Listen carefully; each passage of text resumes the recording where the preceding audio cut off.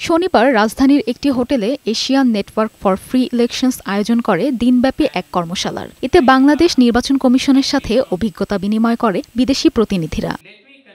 সকালে নির্বাচন কমিশনার আবুল ফজল মোহাম্মদ সানাউল্লাহ বলেন, ত্রয়োদশ জাতীয় সংসদ একটি ঐতিহাসিক নির্বাচন হবে। এর মাধ্যমে গণতন্ত্রের পুনঃসূচনা হবে।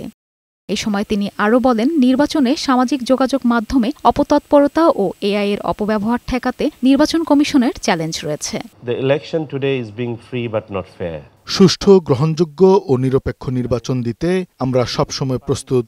এবারের নির্বাচন হবে একটি ঐতিহাসিক নির্বাচন, যা পর্যবেক্ষণে অংশ নেবেন অসংখ্য আন্তর্জাতিক পর্যবেক্ষক। কৃত্রিম বুদ্ধিমত্তা সম্পর্কে বলতে গেলে এখন খুব কঠিন হয়ে গেছে ঠিক কোনটি এআই আর কোনটি নয় তা স্পষ্টভাবে বলা।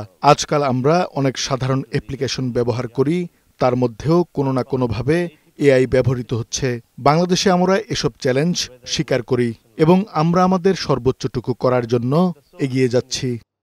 সমাপনী বক্তব্যে প্রধান নির্বাচন কমিশনার বলেন, অতীতে একজনের ভোট আরেকজন দেয়া কিংবা মৃত ভোটারদের ভোট দেওয়ার বিষয়ে সতর্ক অবস্থানে রয়েছে কমিশন। একজনের ভোট একজনে দিয়ে গেছে, অতীতে 3টা ইলেকশনে তাই হয়েছে।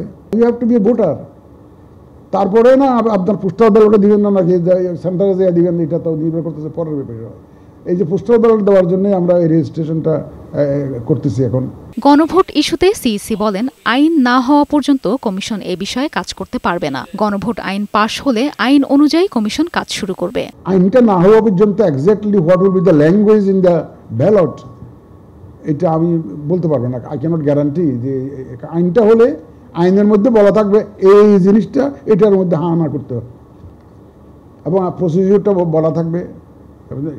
আইনটা না হলে আমার অ্যাকচুয়ালি প্রস্তুতিটা আমরা নেওয়া আমাদের জন্য ডিফিকাল্ট। বাংলাদেশে রাজনৈতিক সংস্কৃতি যদি সমঝোতা ও সহযোগিতামূলক থাকত, তাহলে কমিশনের কাজ আরও সহজ হতো বলে জানান সিইসি। মেরিন আমিন, বৈশাখী সংবাদ, ঢাকা।